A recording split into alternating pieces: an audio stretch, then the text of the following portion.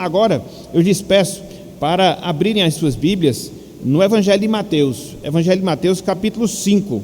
Nós vamos ler o texto que nós encontramos do versículo 1 até o versículo 12, que é o texto total das bem-aventuranças, dentro dessa visão geral que nós vamos ter hoje, e depois a gente vai esmiuçando cada uma das verdades aqui desse texto nas próximas semanas, com a graça do Senhor.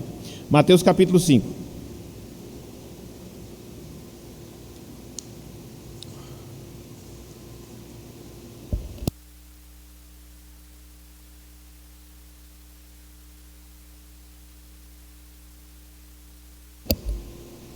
Mateus capítulo 5,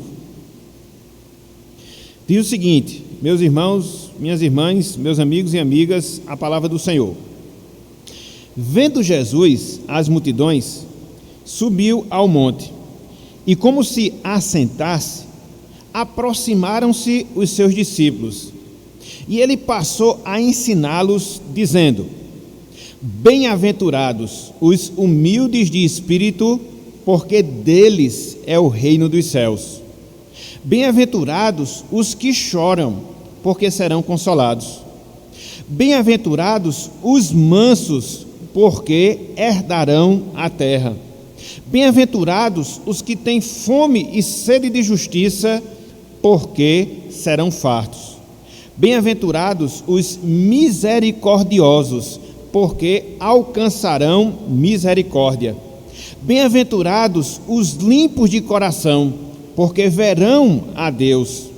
Bem-aventurados os pacificadores, porque serão chamados filhos de Deus. Bem-aventurados os perseguidos por causa da justiça, porque deles é o reino dos céus. Porque deles é o reino dos céus. Bem-aventurados sois, quando por minha causa vos injuriarem e vos perseguirem, e mentindo disserem todo o mal contra vós. Regozijai-vos e exultai, porque é grande o vosso galardão nos céus, pois assim perseguiram aos profetas que viveram antes de vós. Até aqui, até o versículo 12. Que o Senhor nos abençoe e que Ele seja conosco na porção lida da sua santa palavra. Amém. Meus irmãos, minhas irmãs, meus amigos, minhas amigas, a alegria, o gozo, a satisfação é o tesouro que os homens procuram. E quando eu falo aqui homens, seres humanos no sentido geral, de maneira incessante, independente do lugar, independente da época, independente das condições. Eu vou repetir: a alegria é o tesouro, entre aspas, que os homens, os seres humanos procuram incessantemente, independente de lugar, independente de época, independente de condições. De certa forma, essa busca que o homem faz por alegria, de certa forma, essa busca que o homem faz por felicidade é algo compreensível, é algo que nós podemos entender. Por quê? Porque quando Deus nos formou, irmãos e irmãs, Ele nos criou com o objetivo que nós desfrutássemos de alegria, com a finalidade que nós desfrutássemos de satisfação. Contudo, é aqui que cabe uma observação. Contudo, é aqui que cabe um detalhe. E que observação é? E que detalhe é? Simples. O homem, em virtude de ser criação de Deus, ele somente pode experimentar genuína alegria, ele somente pode experimentar duradoura alegria no Senhor, ou seja, no próprio Deus. Isso é razoável. Uma vez repito que ele é criação de Deus, uma vez repito que ele foi feito à imagem e semelhança do Senhor, uma vez repito que Deus fez o homem também, dentre várias finalidades, com a finalidade de se alegrar nele. Não existe uma outra pessoa, não existe um outro local no qual o homem ele pode desfrutar de verdadeira satisfação que não seja em Deus, que não seja no Senhor. Foi por isso que Davi, lá no Salmo 16, versículo 11, ele assim se expressou em relação a Deus, em relação ao Senhor. Salmo 16, versículo 11: Tu me farás ver os caminhos de vida. Na tua presença, ou seja, na presença de Deus, há plenitude de alegria. Na tua destra, ou seja, na direita de Deus, segue o salmista, delícias perpetuamente. Então, não há como a gente fugir dessa realidade. Então, não há como a gente fugir a esse fato. Que fato? Nós fomos feitos para a alegria. Nós fomos feitos para a satisfação. Contudo, o único local, o único lugar em que a gente pode de fato experimentar essa realidade é na presença de Deus, é na presença do Senhor. Por isso, meus irmãos, por isso, meus amigos, Cristo, o Senhor Jesus Cristo, Ele vem em nosso auxílio. E através dos seus ensinamentos e através da sua própria obra, Ele nos proporciona alegria, Ele nos proporciona essa satisfação.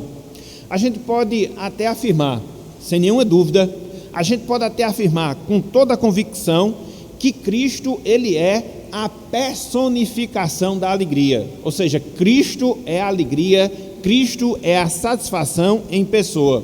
Foi por isso que Paulo, ao escrever a carta aos Filipenses, no capítulo 4, versículo 4, ele nos ordena que nós devemos nos alegrar. E nos alegrar em quem? Nos alegrar no Senhor. Ele diz, alegrai-vos no Senhor, outra vez vos digo, alegrai-vos. Então, Cristo é a nossa alegria. Cristo é a nossa satisfação em pessoa. Nós não podemos nos alegrar em seres humanos. Nós não podemos nos alegrar em circunstâncias. Nós não podemos nos alegrar em coisas. Até mesmo as pessoas procuram essas fontes de alegria, contudo, é uma busca frustrada, contudo, é uma busca que não vai ser eficaz. Por quê? Repito, a fonte da nossa alegria é Cristo, através da transformação de vida que Ele, Cristo, produz em nossas almas, que Ele, Cristo, produz em nossas vidas. Nesse sentido, meus irmãos, nesse sentido, meus amigos, nós chegamos ao Sermão do Monte, ou ao Sermão da Montanha, conforme alguns gostam de falar, conforme alguns gostam de descrever. É interessante porque o texto que nós encontramos em Mateus 5, Mateus 6, Mateus capítulo 7, é o grande discurso de Cristo, o nosso Rei. É o grande sermão de Cristo, o Rei Jesus. É interessante porque Mateus, ele escreve o seu evangelho tendo como público-alvo os judeus. E havia nos judeus essa esperança, havia nos judeus essa expectativa de que o Rei dos judeus viria. E aí Mateus, ele tem esse cuidado de descrever Cristo como esse Rei dos judeus, aquele que os judeus de fato esperavam nas suas vidas. E aí, quando Mateus, ele abre o seu evangelho, quando Cristo, ele inicia o seu ministério, ele faz esse grande discurso que nós temos diante de nós. Mateus 5, Mateus 6, Mateus 7, chamado Sermão do Monte, chamado Sermão da Montanha. E por que nós podemos afirmar? E por que nós podemos dizer que esse discurso de Cristo é grande? Não só pelo seu conteúdo, mas também por causa da sua extensão. Tanto é, conforme nós falamos, ocupa 3 capítulos do Evangelho de Mateus. E aí, quando você analisa de maneira mais detalhada, quando você analisa de maneira mais específica esse Sermão da Montanha, você percebe que basicamente ele se divide em 3 partes. Basicamente ele se divide em 3 blocos. A primeira parte, Cristo fala do caráter dos cidadãos do reino. Em primeiro lugar, Cristo fala do caráter do cidadão ou dos cidadãos do reino. E você encontra isso aonde? Mateus capítulo 5, versículos 2 até o versículo 16. Mas não só isso. A segunda grande divisão do Sermão do Monte é a justiça do reino, que Cristo também mostra, que Cristo também ensina. Vai do capítulo 5, versículo 17, até o capítulo 7, versículo 12. É a parte central do sermão, é a parte maior do sermão, vamos assim dizer. Mas não só isso, existe uma terceira parte, uma terceira divisão no Sermão do Monte, que é a exortação para nós entrarmos nesse reino. A exortação para nós entrarmos nesse reino. E aí você vê, do capítulo 7, versículo 13, até o versículo de número 27. Então, é só para a gente poder entender melhor, ter uma visão mais ampla do que seja o Sermão do Monte. 3 divisões: o caráter dos cidadãos do reino. Em segundo lugar, a justiça do reino. Em terceiro lugar, a exortação para entrar no reino. Hoje, meus irmãos, Hoje, meus amigos, e nos nossos próximos estudos, o que é que a gente vai fazer? A gente vai se deter, a primeira parte, a gente vai se deter no primeiro bloco do Sermão do Monte, que trata acerca de quê? Do caráter dos cidadãos do reino de Deus, do reino dos céus. E de maneira mais detalhada ainda, de maneira mais específica ainda, a gente vai tratar acerca das bem-aventuranças. A gente vai tratar acerca das bem-aventuranças. Nela, ou seja, nas bem-aventuranças, nós encontramos o caráter do cidadão dos céus. Nela, nas bem-aventuranças, nós encontramos o caráter do cidadão dos céus. No caso, nosso, como pessoas salvas e salvas em Cristo Jesus. No sentido geral, a expressão bem-aventurados significa feliz, mas não qualquer alegria, mas não qualquer felicidade, mas ser feliz, ser alegre no sentido mais interior, no sentido mais verdadeiro, no sentido mais genuíno possível. Então, quando Cristo ele descreve o cristão através dessas bem-aventuranças, ele está justamente mostrando isso, que nós, os salvos, que nós, os crentes, somos aquelas pessoas que desfrutam de felicidade, não de qualquer felicidade, não de qualquer satisfação, não de qualquer alegria, mas de uma felicidade verdadeira, de uma alegria genuína, de uma satisfação interior. Foi por isso que certo autor bíblico, ele falou o seguinte, certo escritor bíblico, melhor dizendo, ele falou o seguinte, abro aspas, em relação às bem-aventuranças. Aqui, nas bem-aventuranças, disse ele, Jesus está descrevendo o caminho para a felicidade. Nas bem-aventuranças, Jesus ele está descrevendo o caminho para a felicidade. Se essa é a busca, se esse é o anseio do homem, buscar alegria, buscar satisfação, buscar felicidade, onde é que nós encontramos esse caminho? Onde é que nós encontramos esse meio? Através das bem-aventuranças. Então, hoje, irmãos e irmãs, nós vamos dar uma visão geral acerca das bem-aventuranças. Nós vamos fazer como que uma palavra introdutória, para que assim, na medida em que nós considerarmos cada uma das bem-aventuranças, a gente possa ter uma compreensão mais clara, a gente possa ter uma compreensão mais detalhada do que significa cada uma dessas descrições que Cristo faz aqui nessa passagem. Então, na manhã de hoje, com a graça de Deus, a gente vai dividir o nosso estudo em 4 pontos. A gente vai dividir o nosso estudo em 4 divisões. Primeira delas, a gente vai ver, entre aspas, a contradição das bem-aventuranças. Em segundo lugar, a gente vai ver o contexto das bem-aventuranças. Em terceiro lugar, a gente vai extrair algumas lições nas bem-aventuranças. E em quarto lugar, nós vamos ver Cristo e as bem-aventuranças. Cristo e as bem-aventuranças. E como hoje a gente está fazendo essa transmissão, a gente está fazendo essa live, com exceção dos irmãos que estão aqui acompanhando a transmissão, porque estão nos auxiliando, a gente pode se estender aqui um pouco mais e assim poder passar mais tempo estudando a palavra do Senhor, para poder considerar esses 4 pontos, essas 4 divisões, dentro dessa introdução, dentro dessa visão geral acerca das bem-aventuranças. Então vamos lá. Em primeiro lugar, vamos considerar o paradoxo. Em primeiro lugar, vamos considerar, entre aspas, as contradições nas bem-aventuranças, ou a contradição das bem-aventuranças, colocando aqui a palavra no singular. Conforme nós observamos aqui em Mateus, capítulo 5, versículos 3 até o versículo número 12, nós encontramos aqui 9 bem-aventuranças sendo descritas, sendo faladas por Jesus Cristo. E é interessante porque quando você lê e faz uma leitura assim bem rápida, e faz uma leitura aqui bem geral, você acaba encontrando, repito, entre aspas, uma certa contradição nos ensinos de Jesus acerca da felicidade. Até porque, conforme nós acabamos de observar, a expressão bem-aventurança significa justamente isso, ser feliz. Significa justamente isso, ser alegre. Significa justamente isso, ser satisfeito. Mas não é qualquer felicidade, não é qualquer satisfação, não é qualquer alegria, mas uma alegria, uma felicidade, uma satisfação que é verdadeira, que é genuína, que é interior. E aí você percebe quando você analisa, repito de maneira generalizada, essa contradição sobre aquilo que Jesus Cristo fala acerca de felicidade. Por quê? Porque, segundo a definição de Cristo, quem são as pessoas alegres?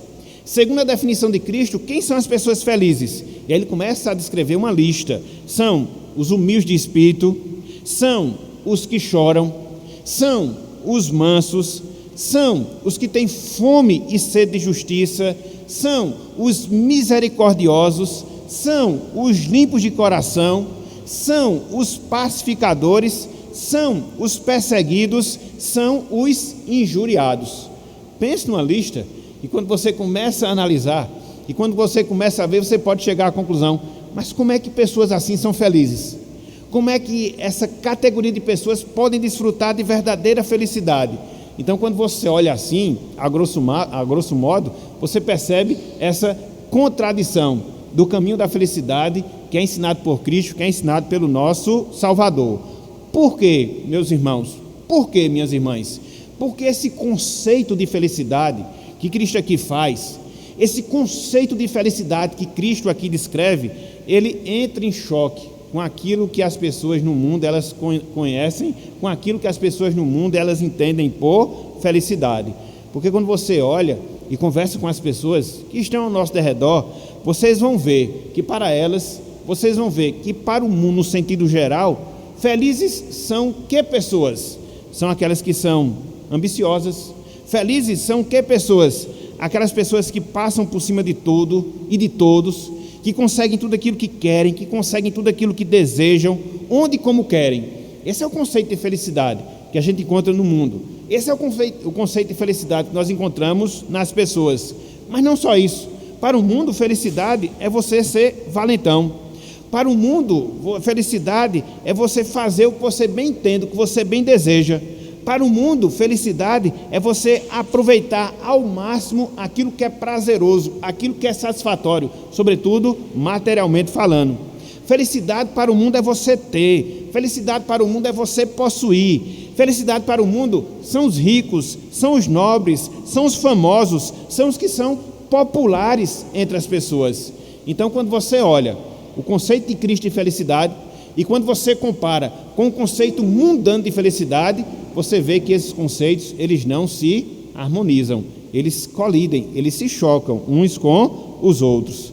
Portanto, quando você percebe o ensino de Cristo, portanto, quando você considera o ensino de Cristo, você entende que o tipo de pessoa feliz que Cristo descreve é aquela pessoa que de fato experimenta da sua salvação, é aquela pessoa que de fato foi transformada pela sua graça, foi transformada pela sua misericórdia, e elas não estão presentes nos valores que nós encontramos na vida dos perdidos, nos valores que nós encontramos na vida das pessoas do mundo, completamente distinto, completamente diferente, completamente diferenciado.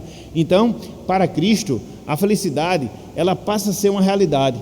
Para Cristo, a felicidade ela passa a ser uma verdade somente quando nós experimentamos da transformação espiritual, genuína e verdadeira em nossas vidas, a partir da obra de Cristo, a partir daquilo que Ele fez por nós e da implantação da nossa vida que Ele colocou no nosso coração.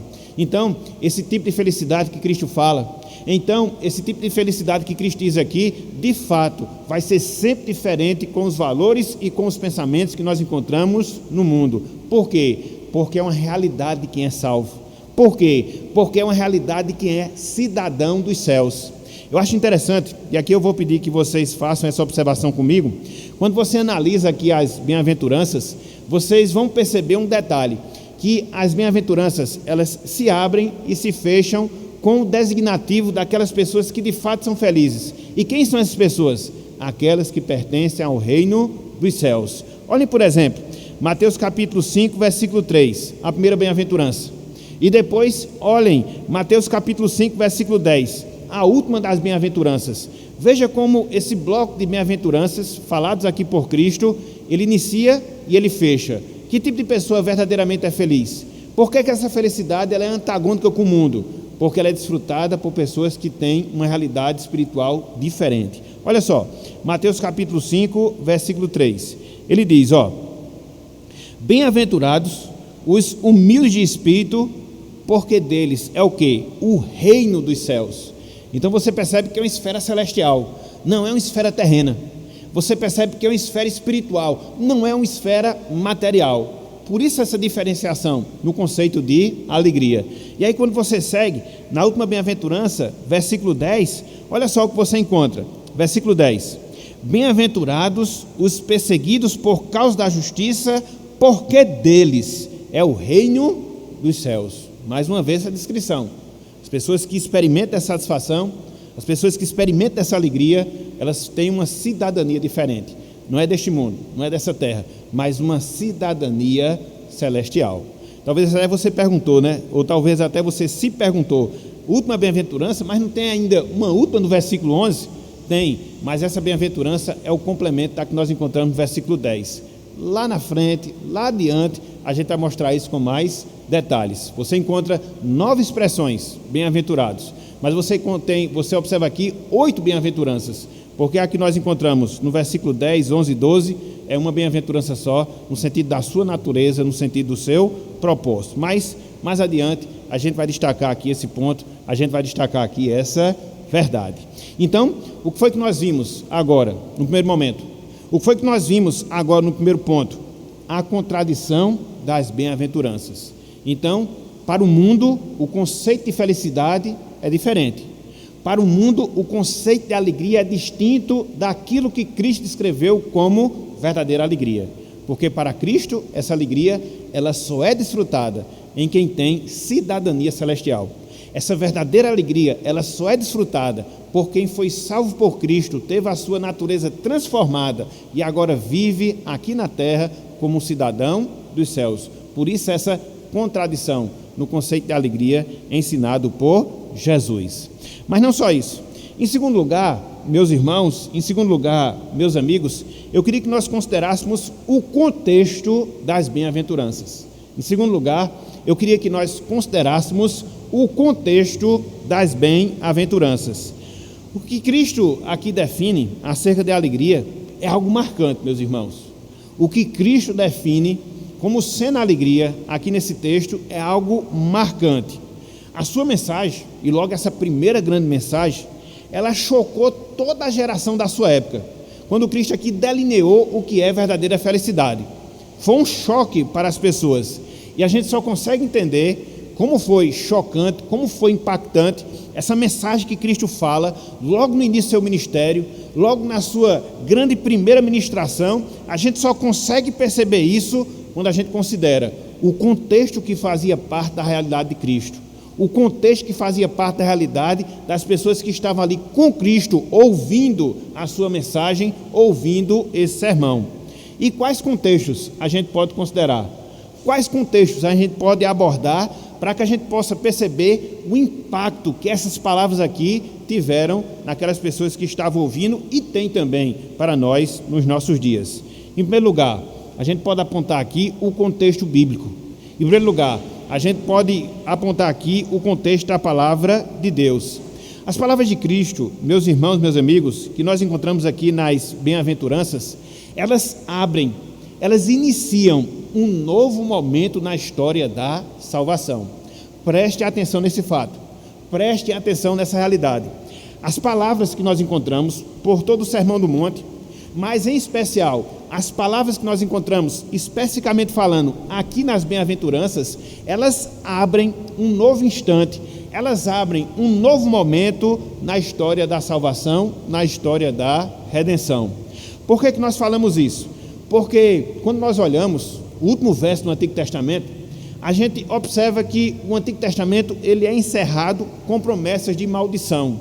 E aqui eu quero que você abra livro do profeta Malaquias, capítulo 4, versículo 6. Foi o último profeta, né, que existiu no Antigo Testamento, o seu último ministério, o último profeta ali que existe nessa primeira parte das Escrituras. Malaquias capítulo 4, versículo 6. A gente pode ler do versículo 5 e 6 só para entender que ele está falando aqui de João Batista. E dentro dessa profecia ele faz menção a uma palavra negativa, a uma promessa de maldição. Olha só, versículo 5, Malaquias 4, 5. Eis que vos enviarei o profeta Elias, até que venha o grande e terrível dia do Senhor. Ele converterá o coração dos pais aos filhos e o coração dos filhos a seus pais. Veja, para que eu não veja e fira a terra com maldição. Então, Deus enviou o profeta João Batista, aqui sendo ilustrado na pessoa de Elias, para que, uma vez que as pessoas atentassem para a sua palavra, não recebesse de Deus a maldição, não recebesse de Deus o castigo. Então é assim, no sentido negativo, que é fechado o Antigo Testamento. Então passam-se 400 anos depois da inscrição do livro do profeta Malaquias. Chega o Novo Testamento, vem João Batista, chega o Novo Testamento, vem Cristo. E quais são as palavras iniciais de Cristo dentro desse sermão do monte que nós temos aqui diante de nós? Ele fala de bênçãos, meus irmãos. Ele fala de ser bem-aventurado e não de ser amaldiçoado. Então veja o contraste entre essas duas realidades. Veja como Cristo inicia o seu ministério, como ele abre um novo capítulo na história de salvação. Por isso ele fala, bem-aventurado, bem-aventurado, bem-aventurado, bem-aventurado. Essa expressão, bem-aventurado, no grego Makarios, significa feliz, conforme nós falamos, ou aquele que desfruta de felicidade interior. Mas o significado dessa palavra, ele pode ser aprofundado ainda mais. Essa palavra que Cristo usa aqui, e que na nossa língua é traduzida pela palavra bem-aventurados, significa não só uma alegria verdadeira, significa não só uma alegria genuína, significa não só uma alegria interior, mas significa também uma alegria celestial. Significa também uma alegria celestial. Tanto é, meus irmãos, meus amigos, que os gregos, eles descreviam os deuses como bem-aventurados. Os deuses pagãos, que eles inventavam em suas mentes. Por quê? Porque na concepção dos gregos, os deuses que eles inventavam, eles não estavam sujeitos às limitações desse mundo, à pobreza, à fraqueza, à morte.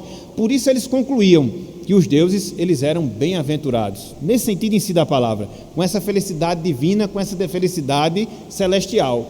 Mas não só isso, essa palavra que Cristo usa aqui, Makarios, bem-aventurado, ela descreve o nosso Deus, ela descreve o nosso Senhor como aquele que é bendito.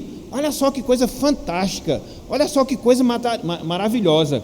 A mesma descrição que Cristo faz em relação a cada um de nós, bem-aventurados, felizes, satisfeitos, também é a descrição, a mesma palavra que Deus recebe de acordo com o ensinamento bíblico. E aqui eu queria chamar a atenção para dois textos em que nós comprovamos essa realidade. Deus sendo descrito como bem-aventurado, como bendito, como Makarios. Abra aí, por favor, 1 Timóteo capítulo 1, versículo 11. 1 Timóteo capítulo 1, versículo 11.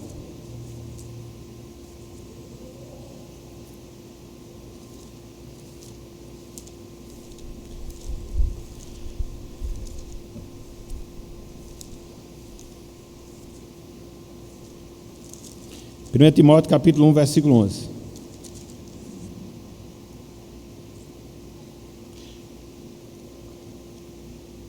Olha só o que Paulo diz aqui, falando de Deus. Veja, segundo o evangelho da glória do Deus bendito, do Deus Macário, ou do Deus bem-aventurado, é a mesma palavra, é a mesma expressão, do qual fui encarregado.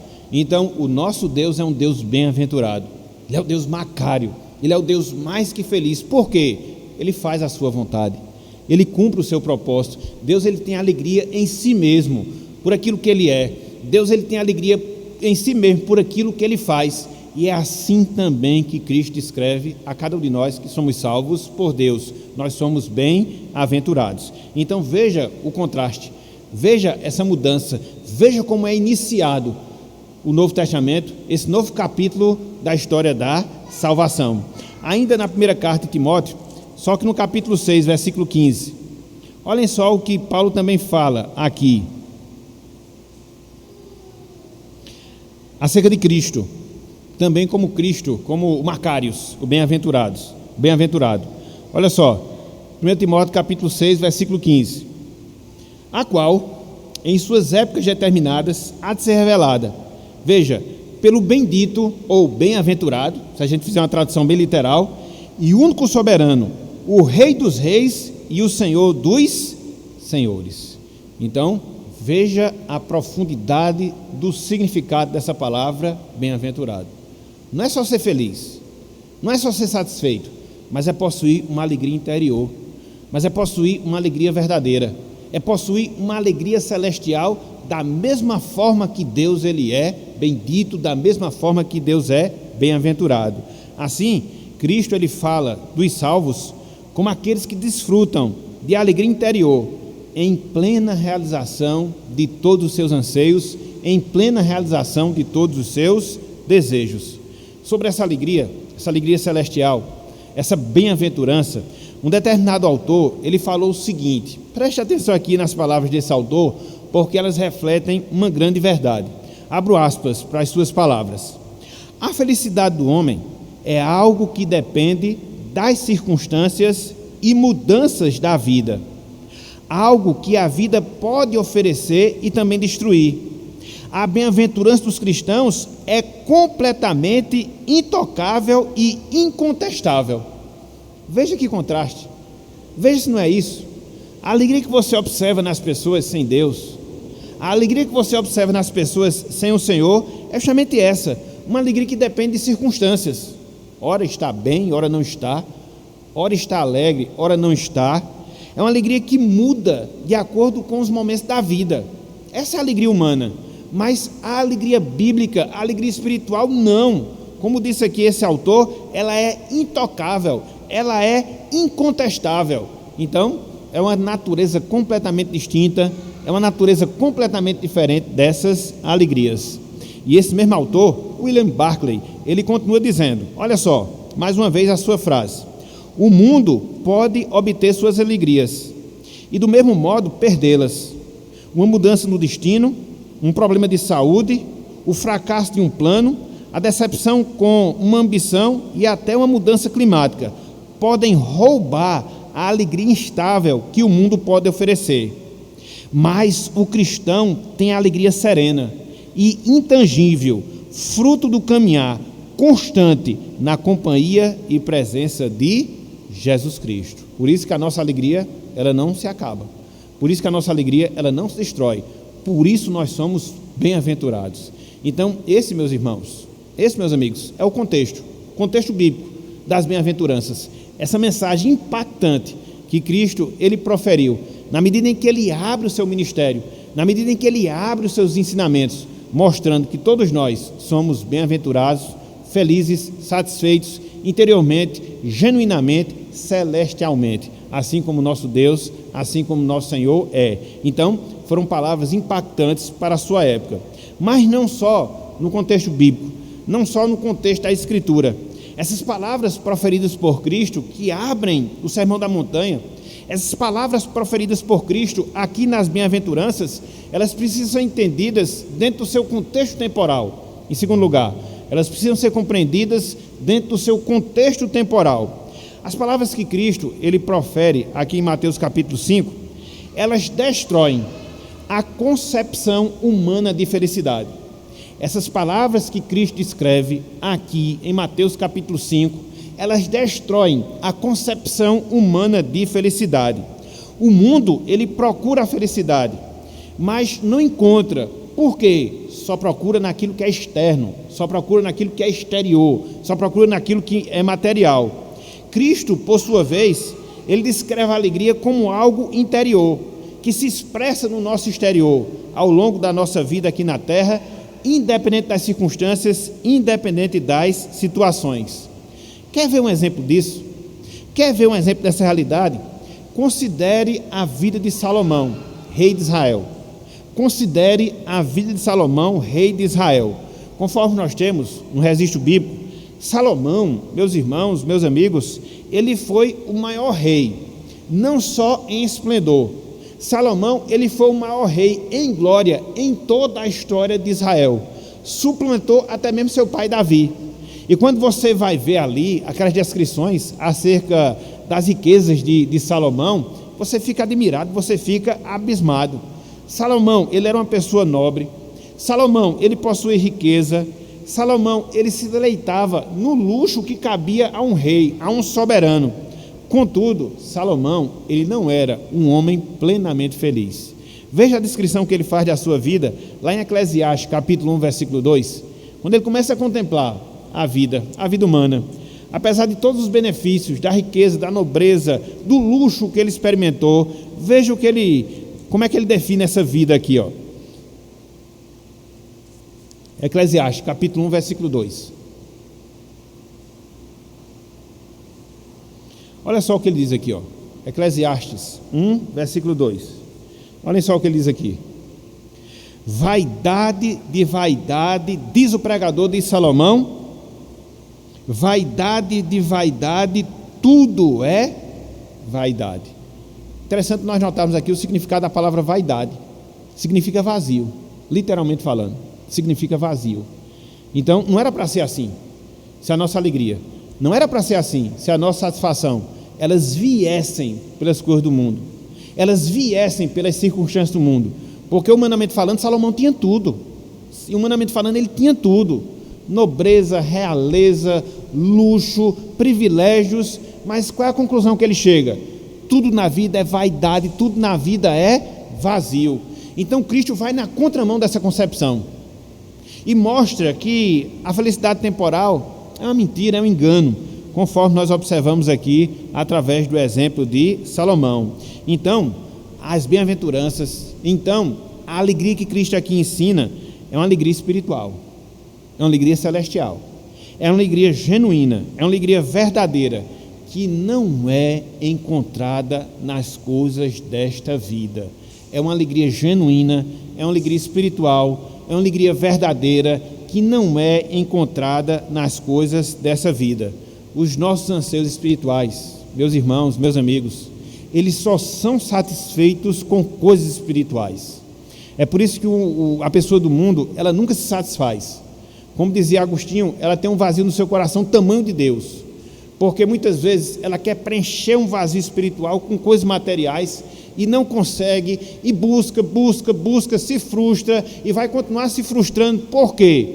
Anseios espirituais só são satisfeitos com realidades espirituais, de acordo com o ensino de Cristo, aqui em Mateus capítulo 5. E é interessante, porque sobre essa questão, um grande autor no passado, inclusive nós fizemos menção dele no último estudo, Thomas Watson, ele falou o seguinte, olha só que frase fantástica, olha só que frase maravilhosa, abro aspas: tanto quanto uma folha de papel não pode deter um tiro, assim as coisas deste mundo não podem impedir que o espírito fique atribulado. Os prazeres do mundo são passageiros. Pode tentar barrar um tiro com um papel na sua frente, não vai servir de nada. Então, da mesma forma, as pessoas buscando alegria, buscando satisfação com coisas materiais, não serve de nada, elas não encontram, elas não são satisfeitas e continuam a procurar e continuam a sua busca. Então, as palavras de Cristo, elas impactaram, não só dentro do contexto bíblico que ele estava inserido, mas também elas impactaram dentro do contexto temporal em que também Cristo e os seus ouvintes, eles estavam ali inseridos. Mas não só isso, as bem-aventuranças, elas impactaram também dentro do contexto político. Em terceiro lugar, as palavras de Cristo proferidas nas bem-aventuranças, elas impactaram também dentro do contexto político. Por quê? Porque as palavras que Cristo fala aqui em Mateus capítulo 5, elas frustraram as expectativas políticas que existiam nos judeus. As palavras de Cristo, elas frustraram as expectativas políticas que os judeus eles possuíam, que os judeus eles nutriam. Por quê? Os judeus eles esperavam Messias. Os judeus eles esperavam um rei libertador, que com a sua força, com a sua estratégia militar, livrasse o povo judeu do jugo dos romanos. Era isso que eles aguardavam, era isso que eles esperavam. Aí vem Cristo e fala que os seus seguidores são mansos, que os seus seguidores eles são pacificadores, que os seus seguidores eles são perseguidos por causa da justiça. E eles ficaram pensando, mas como isso? Não era esse o Messias que nós estávamos guardando, muito pelo contrário, mas era um Messias que pudesse nos estimular a lutar contra o Império de Roma e assim definitivamente obter a nossa libertação. Não, Cristo frustrou, e frustrou completamente. E na medida em que Cristo ensinou as bem-aventuranças, na medida em que Cristo vivenciou seu ministério, na medida em que Cristo estava no final do seu ministério, prestes a entregar a sua vida, ele deixou mais claro isso. Não espere em políticos, não espere na política, o meu reino não é deste mundo. Olhem só, por exemplo, o que ele falou a Pilatos, João capítulo 18, versículo 36. João capítulo 18, versículo 36. A gente pode dizer que essas palavras foi um balde de água fria nas expectativas dos judeus. João capítulo 18, versículo 36. Um libertador que prega a mansidão, um libertador que prega a pacificação, um pregador que fala de sermos perseguidos por causa da justiça. Não era esse o Messias que eu estava esperando. Politicamente falando, não era essa a expectativa que eu tinha. João 18, versículo 36. Olha só o que Cristo falou para Pilatos. Olha só. Respondeu Jesus: o meu reino não é deste mundo. Se o meu reino fosse deste mundo, os meus ministros se empenhariam por mim, para que não fosse eu entregue aos judeus. Mas agora o meu reino não é daqui. Então o meu reino é espiritual. As minhas expectativas são espirituais. Elas não são expectativas políticas, não jamais. E na medida em que eu descrevo o verdadeiro cidadão celestial, aqui nas bem-aventuranças, isso fica muito claro, isso fica muito tácito. Por quê, meus irmãos? Por quê, minhas irmãs? O objetivo de Cristo, preste atenção nisso, não era mudar a estrutura da sociedade. O objetivo de Cristo não era mudar a estrutura da sociedade, mas transformar o interior dos homens. O objetivo de Cristo não era mudar a estrutura da sociedade, mas transformar o interior dos homens. É por isso que a sua ênfase era no ser, humilde de espírito, manso, pacificador, perseguido da justiça, e não o fazer. Então isso frustrou, politicamente falando, os judeus. E isso também é importante para nós, até porque a gente vive dentro dessa guerra política, e muitas vezes a gente põe a nossa esperança neles, em lideranças, em pessoas, pensando que eles vão mudar a sociedade e que vão nos trazer bem e que vão nos trazer paz. E quanto mais a gente age dessa forma, quanto mais a gente coloca essa esperança, mais a gente se frustra. Porque a nossa mudança, meus irmãos, ela não é na estrutura da sociedade. O mundo continuará morto em delitos e pecados, mas a mudança que a gente deve procurar, a mudança que a gente deve se esforçar, é no interior dos nossos corações, é no interior das nossas vidas. Essa é que é a verdadeira mudança. Por quê? Nós não somos desse mundo. O nosso reino é celestial. O nosso reino é eterno. Portanto, não tenhamos essa esperança. Acerca disso, MacArthur Jr., ele fala o seguinte, abro aspas: o mundo diz, esforce-se, exija seus direitos, seja um figurão, erga a cabeça, mantenha seu orgulho. No entanto, Cristo tem um tipo diferente de reino. Seu reino até defende a concepção positiva da perseguição sem vingança e abençoa todos os que vivem deste modo, ou seja, em perseguição. Que contradição, que contradição. Mas é assim, meus irmãos, mas é assim, minhas irmãs. Então, de um lado, você tem aqui o contexto político que impactaram, ou que foi impactado por causa das palavras de Cristo. Por outro lado, você tem aqui o contexto temporal que também sofreu esse impacto. Por outro lado, você tem um contexto político que também sofreu esse impacto. Mas não só isso. Em quarto lugar, as palavras proferidas aqui por Cristo nas bem-aventuranças, elas impactaram o seu contexto religioso. As palavras proferidas por Cristo aqui nas bem-aventuranças, elas impactaram o contexto religioso da sua época, o contexto religioso do seu tempo.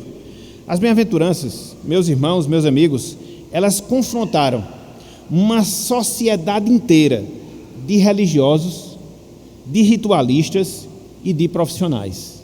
As palavras de Cristo, elas confrontaram, através das bem-aventuranças, uma sociedade inteira de religiosos, ritualistas e profissionais. É interessante porque quando você olha para o contexto religioso de Cristo, você observa alguns detalhes, e quando você considera esses detalhes, você chega à conclusão que Cristo também frustrou determinadas expectativas religiosas que as pessoas tinham lá. Por exemplo, existiam pelo menos 4 grupos religiosos nos tempos de Jesus Cristo. Em primeiro lugar, Qual grupo a gente pode destacar? Os fariseus.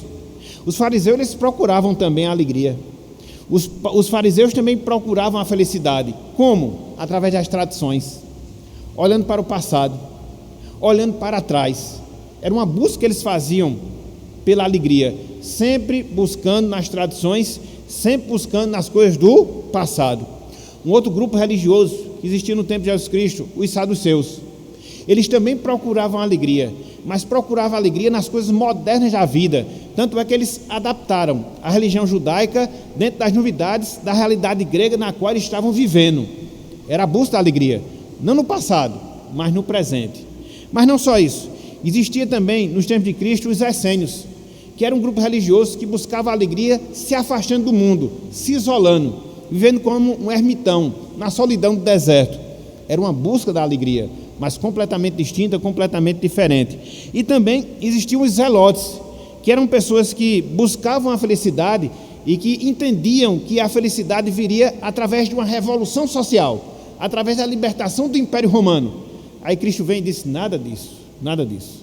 A alegria, ela nem vai ser buscada no passado, nem no modernismo do presente, nem no isolamento do mundo, nem nas revoluções do mundo. Por quê? A minha alegria, ela inicia no coração. A minha alegria, ela inicia no interior de cada um de nós. E aí Cristo deixa isso muito claro quando ele faz justamente o Sermão do Monte. E por isso ele diz: bem-aventurados os limpos de coração, porque verão a Deus. Bem-aventurados os humildes de espírito. Então Cristo, ele inverteu completamente nessa busca pela religiosidade, seja em relação ao passado, seja em relação ao modernismo presente, seja em relação ao isolamento do mundo, seja em relação às revoluções do mundo. Não, a alegria começa aqui, começa dentro de nós.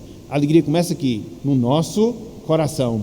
Na verdade, o que Cristo fala nada mais é do que aquilo que a gente encontra lá em Provérbios, capítulo 4, versículo 23. Veja o que Salomão fala aí acerca de onde deve partir a nossa alegria.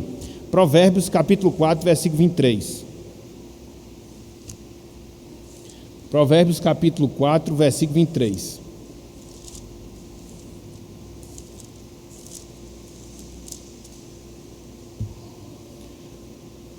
Onde existe a nossa alegria, onde ela deve ser gerada, é aqui, meus irmãos, dentro do nosso coração. E quando a gente fala coração, não é o órgão que bombeia o sangue, mas é dentro do nosso interior, de onde procedem pensamentos, palavras e ações. Veja o que Salomão diz: sobre tudo o que se deve guardar, guarda o coração. Por quê? Porque dele, do coração, procedem as fontes da vida. Por isso Cristo diz: bem-aventurados os humildes de espírito, ou seja, os humildes no seu interior. Bem-aventurados os limpos de coração, limpos no seu interior. É aqui que começa a alegria, é aqui que começa a verdadeira religião. Não é a religião que procura o passado, procura o presente, procura o isolamento ou procura as revoluções, mas é a religião que se inicia no nosso coração, no nosso interior. Então, aqui, em segundo lugar, você tem esses contextos de Cristo e porque a sua mensagem, sobretudo das bem-aventuranças, impactaram as pessoas, quer seja biblicamente, quer seja no contexto temporal, quer seja no contexto político, quer seja no contexto religioso. Mas não só isso. Em terceiro lugar, meus irmãos, em terceiro lugar, meus amigos, eu queria que nós víssemos algumas lições nas bem-aventuranças. O que é que essas bem-aventuranças elas nos ensinam, no seu caráter mais geral? O que é que essas bem-aventuranças elas nos instruem, no seu aspecto mais geral? Em que? Pelo menos 3 verdades, pelo menos 3 lições que a gente pode aprender aqui através das bem-aventuranças. Primeira delas: todos os crentes, eles devem evidenciar as bem-aventuranças. Todos os crentes, eles devem evidenciar as bem-aventuranças. É necessário, meus irmãos, é necessário, minhas irmãs, que nós manifestemos integralmente, completamente, as bem-aventuranças descritas por Cristo aqui em Mateus capítulo 5. É claro que, como pessoas individuais que nós somos, dentro da nossa personalidade, às vezes você tenderá a manifestar mais uma bem-aventurança ou algumas bem-aventuranças em detrimento de outras. Isso acontece. Agora, o que se espera de nós, o que se exige de nós é que, mesmo num certo grau, mesmo numa certa proporção, a gente possa manifestar todas as bem-aventuranças. A humildade de espírito, o choro, a mansidão, o anseio por justiça, a misericórdia, a limpeza de coração, a pacificação, a perseguição. Se espera, em certa proporção, em certa medida, que a gente possa vivenciar todas essas bem-aventuranças. Então, a primeira lição que a gente pode extrair é justamente essa. Todos nós, uma vez somos cristãos, todos nós, uma vez somos salvos, nós devemos manifestar as bem-aventuranças. Em segundo lugar, as bem-aventuranças, meus irmãos, meus amigos, elas não são tendências naturais. As bem-aventuranças, elas não são tendências naturais. O que eu quero dizer com isso? O homem natural não produz essas qualidades que você vê aqui em Mateus capítulo 5. Ele pode se esforçar, mas ele tem essa incapacidade natural de genuinamente expressar essas bem-aventuranças. Por quê? Elas são produzidas no nosso coração, através da nossa salvação, através da nossa regeneração espiritual. Então, uma vez que essa não é a realidade na nossa vida, ou na vida de uma determinada pessoa, como é que ela vai manifestar essas virtudes? Como é que ela vai manifestar essas qualidades? Isso é impossível, isso não vai acontecer. Então, é um privilégio nosso, que somos salvos e salvos em Cristo Jesus. Por quê? O reino de Deus, o reino celestial, está dentro dos nossos corações. Olhem só o que Cristo fala em Lucas capítulo 17, dessa realidade espiritual que marca a nossa vida. Lucas capítulo 17, versículo 21.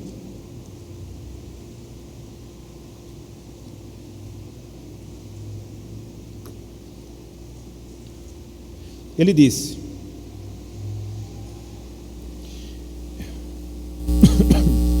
desculpa, vou ler do 20 e 21 para entender o contexto. Lucas 17, 20 e 21.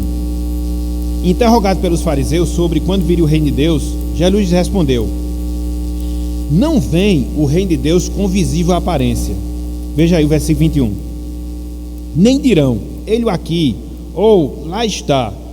Olha só que coisa fantástica, meus irmãos. Olha só que coisa maravilhosa, meus irmãos. Por isso que as bem-aventuranças são exclusividade nossa. Veja o que Cristo fala, ó.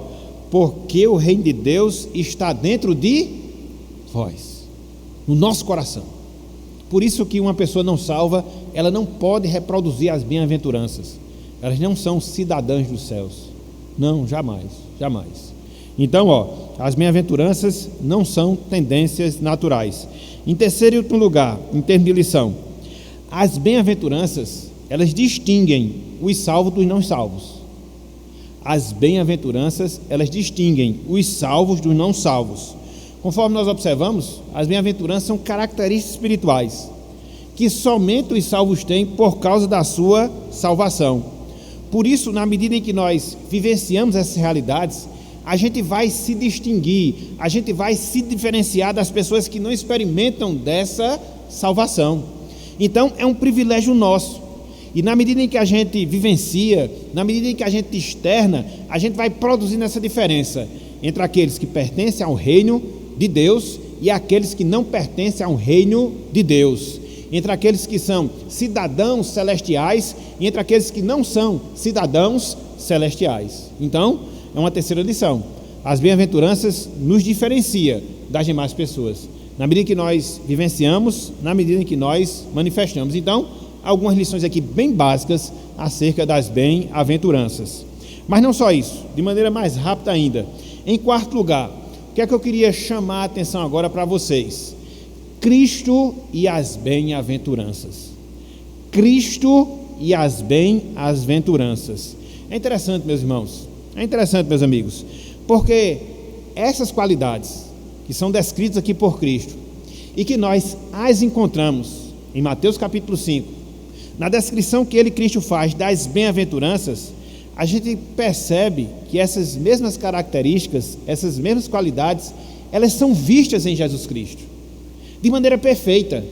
Elas são vistas em Jesus Cristo de maneira total. Então, quando ele descreve o cidadão do reino, quando ele descreve os salvos a partir dessas qualidades, é porque ele mesmo, Cristo, as vivenciou ao longo da sua vida aqui na terra. É porque ele mesmo, Cristo, as experimentou enquanto esteve entre nós. E eu queria chamar a atenção pelo menos a algumas delas, só para a gente poder fechar aqui esse raciocínio só para a gente poder fechar aqui essa ideia. Por exemplo, quando Cristo disse que felizes são os mansos, é porque ele foi manso, o homem mais manso que já existiu sobre a terra. Veja aí, Mateus capítulo 11, versículo 29. Mateus capítulo 11, versículo 29. Ele fala de mansidão nas bem-aventuranças? Sim, ele vivenciou a mansidão. Mateus capítulo 11, versículo 29. Olha só, Mateus 11, versículo 29. Tomai sobre vós o meu jugo e aprendei de mim, veja, porque sou manso e humilde de coração, e achareis descanso para a vossa alma. Aqui na verdade você encontra duas bem-aventuranças, né? A humildade de espírito e a mansidão. Cristo foi manso, Cristo foi humilde de espírito. Mas não só isso. Quando Cristo disse que bem-aventurados são os misericordiosos, que o perfil do salvo é ser uma pessoa misericordiosa, foi porque ele demonstrou essa misericórdia como ninguém jamais havia demonstrado. E ele demonstrou quando? Quando estava crucificado na cruz do Calvário. Veja aí, Lucas capítulo 23. Vestes dele lançaram sorte. Pai, perdoa-lhes, porque não sabem o que fazem. O que é isso? Misericórdia. O que é isso? Isso é justamente misericórdia. Então, a mesma misericórdia que Cristo ensina, a mesma misericórdia que Cristo apregou nas bem-aventuranças, ele vivencia em sua vida. Mas não só isso. Em terceiro lugar, quando Cristo ele ensina acerca da pureza de coração, o que é que nós encontramos? Que ele viveu de maneira perfeita, sem jamais pecar. Então, quando ele diz que um dos perfis do salvo é ser puro de coração, foi porque ele vivenciou esta vida terrena sem jamais pecar. Olhem só, João 8, versículo 46. João 8, versículo 46.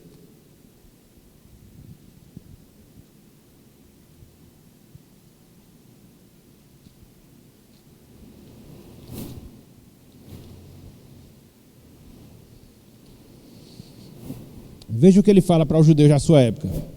João 8, 46. Ele diz, olhem só: vós me convence de pecado. Se vos digo a verdade, por que razão não me credes? Então, quem tinha algum pecado para apontar de Jesus? Quem tinha alguma acusação de algo que ele fez de errado, transgredindo na lei? Ninguém.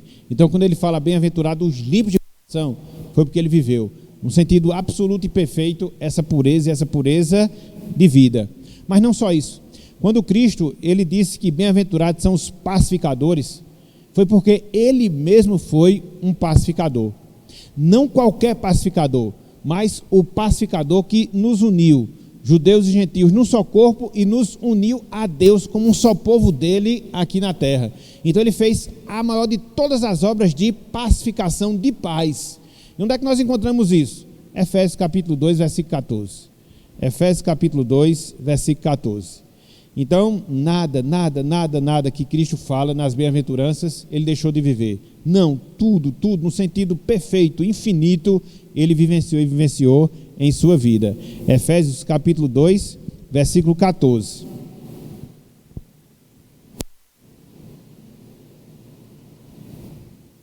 Ele diz o seguinte, Paulo falando acerca de Cristo: porque ele, Cristo, é a nossa paz, o qual de ambos fez um, e tendo derribado a parede da separação que estava no meio, a inimizade. Cristo é a nossa paz, Cristo é o nosso pacificador. Então, por causa disso, meus irmãos, a gente chega à conclusão. Que conclusão? Todas as bem-aventuranças que são descritas por Cristo, elas foram vivenciadas por Cristo no sentido perfeito, enquanto ele, Cristo, viveu entre nós. É por isso que um determinado comentarista bíblico, William Hendricks, ele fala o seguinte, abro aspas: as qualidades que o Senhor requer dos outros, ele mesmo possuiu em grau infinito. Esta é uma das razões porque o seu ensino era tão dinâmico, e por não dizer, o seu ensino era tão poderoso, impactava as pessoas, porque ele não falava da boca para fora, ele vivenciava, ele praticava na sua vida. E por isso a gente vai ver a reação das pessoas, sobretudo no final do Sermão do Monte, quando elas compararam o ensino autoritativo de Cristo, a maneira como ele ensinava, com a maneira como os fariseus ensinavam. apenas da boca para fora e não vivenciando em suas vidas. Então, é justamente isso que nós encontramos: Cristo nas bem-aventuranças. E para concluir, meus irmãos, meus amigos, nós estamos começando, a partir de hoje, uma grande viagem espiritual para descobrir alguns detalhes das qualidades que devem nos caracterizar enquanto cristãos, enquanto salvos aqui na terra. Que qualidades são? As qualidades descritas nas bem-aventuranças. São virtudes, meus irmãos, são virtudes, minhas irmãs, que comprovam o poder do Evangelho nas nossas vidas, transformando os nossos corações, transformando o nosso ser, nos moldando cada vez mais a imagem do caráter de Cristo na nossa vida. Então, nos próximos domingos, se Deus assim permitir, essa vai ser a nossa finalidade: fazer essa viagem nessas virtudes, nessas qualidades, para que assim a gente possa aprendê-las e, pela graça de Deus, a gente possa vivê-las em nossa vida, para que Cristo cada vez mais ele venha a ser reconhecido em nós, para que Cristo cada vez mais ele venha a ser visto em nós, e desta forma nós possamos estar glorificando, exaltando o seu santo e excelso nome. Então, com a graça de Deus, se ele assim permitir, na próxima semana a gente já vai começar a ver a primeira bem-aventurança: bem-aventurados os humildes de espírito, porque deles é o reino dos céus. Então, que nós possamos analisar a nossa vida, que nós possamos analisar o nosso viver, e que nós não descansemos, meus irmãos, nós não descansemos, minhas irmãs, até nós vermos abundar no nosso viver as bem-aventuranças, para que a gente possa ser reconhecido como seguidor de Cristo e, acima de tudo, que a gente possa se alegrar cada vez mais na pessoa de Cristo e na sua salvação. Então, que Ele nos abençoe, que Ele aplique a sua palavra nos nossos corações e que possamos cada vez mais nos amoldar às características que definem um salvo, conforme nós encontramos em Mateus capítulo 5. Então, que Deus nos abençoe e que Ele seja com cada um de nós, aplicando, repito, a sua santa palavra em nossos corações. Amém.